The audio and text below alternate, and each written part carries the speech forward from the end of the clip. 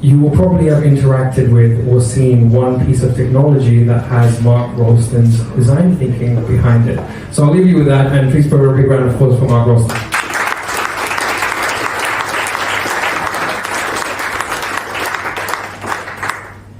All right, I am a designer in a room full of technology people and investors.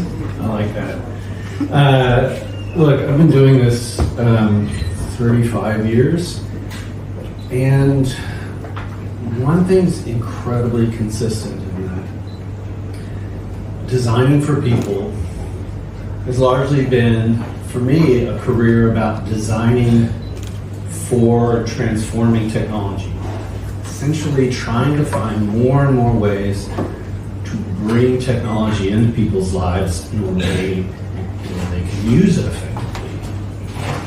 The trick is, people are incredibly squishy, unstructured, undisciplined, capricious, all of the things you can imagine. That's what makes us beautiful.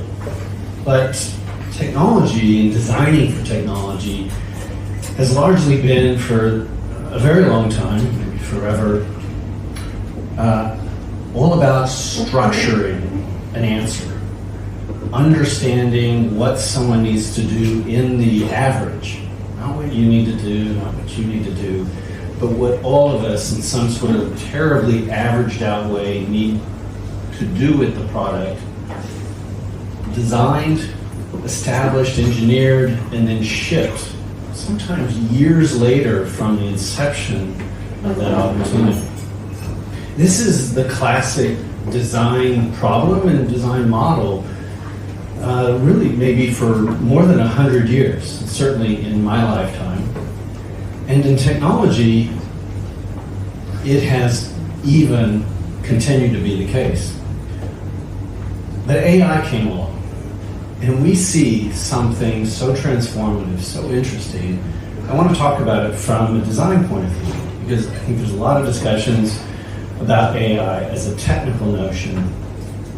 When I look at what it means to think about a product, I can see a horizon very soon where the way we conceive of and consume products becomes dramatically different.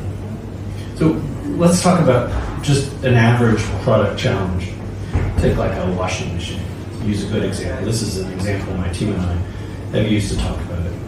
For years, we would capture the intelligence we had, let's say about washing clothes. Like, I know that this massive pile of laundry we all went hiking, I'm going to need to wash that in hot water. I'm going to need to give it a lot of churn, a lot of time. Okay, great. So my intelligence is going to go to a couple of knobs for a high water level, a high water temperature, and a high perturbation. Okay, so we move along, and a lot of my career has been taking that kind of historical intelligence about certain processes and sort of packaging them up in menus, in software that takes and sort of normalizes and standardizes those processes into experiences that sort of drive people along.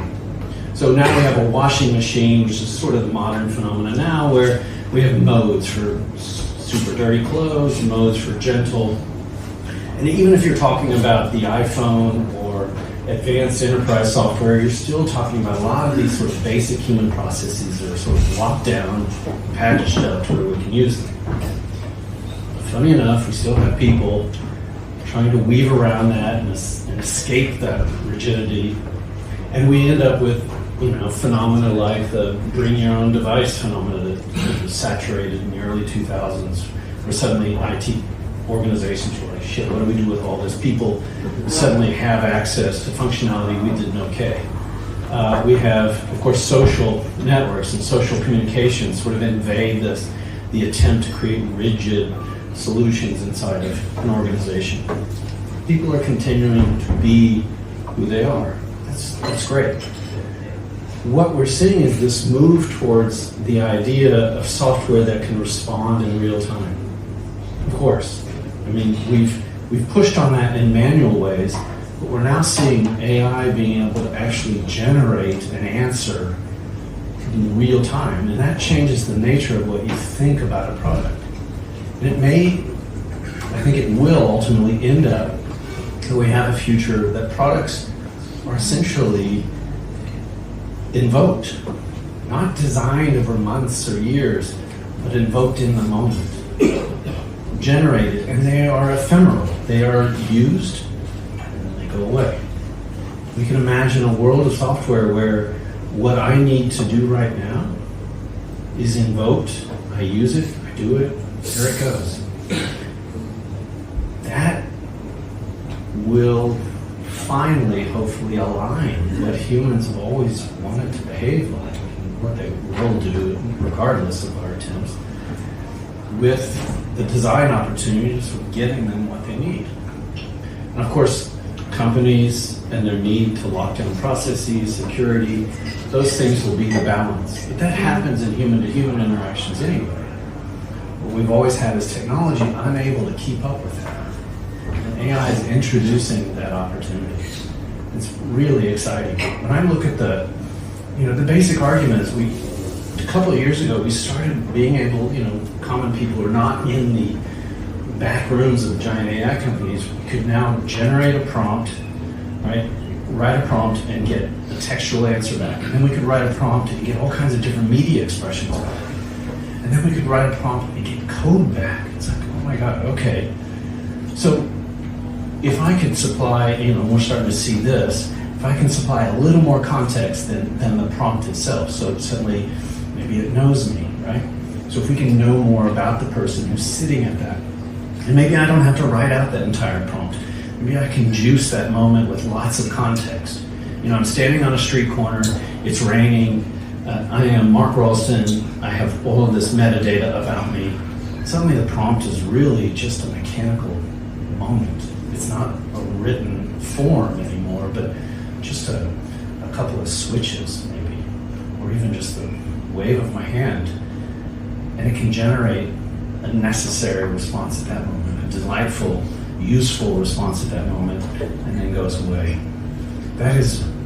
We're at the cusp of this idea of real-time software. We've talked about a real-time internet in all kinds of different ways over the years, especially when you think about 5G, 4G, LTE, and real-time is a hot word to use.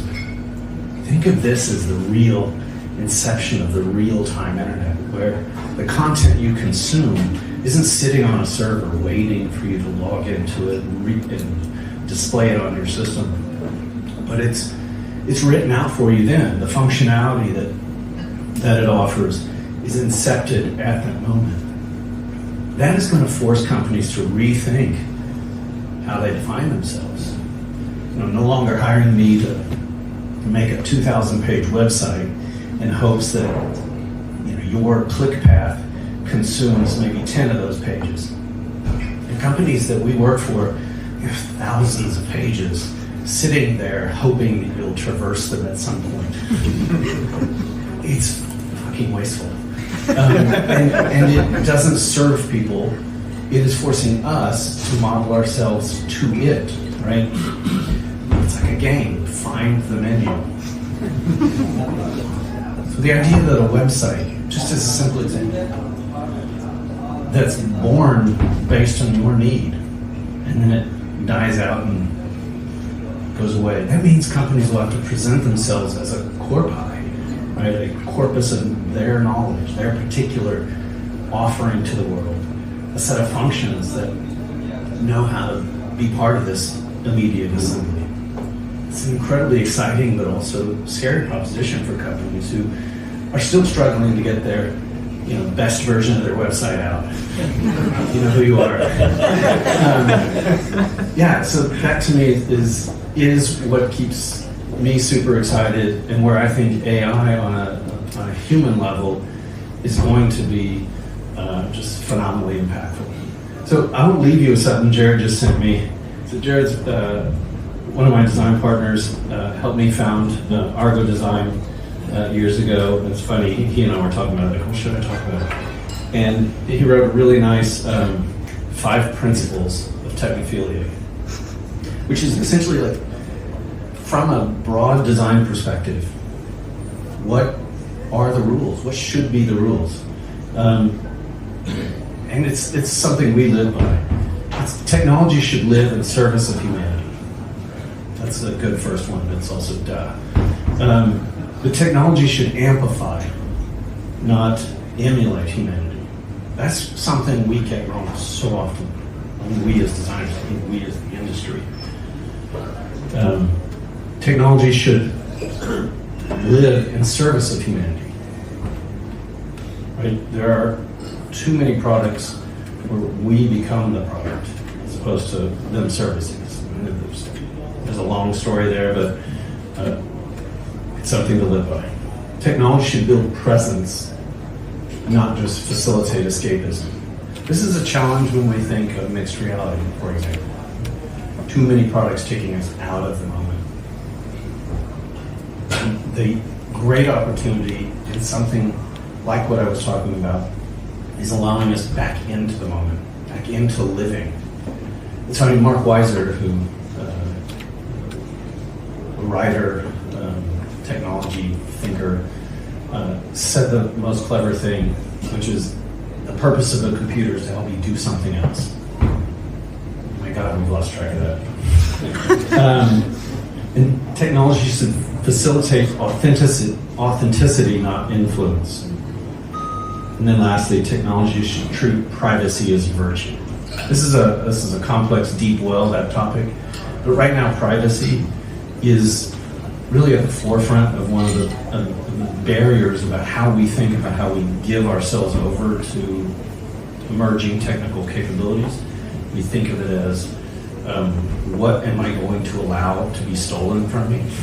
You know, in other words, it's just a constant sense of loss for this other game. But if we can rethink privacy as actually a virtue in this functionality, it can become something useful, not something to be feared. So I'm going to leave you with that. Thank you.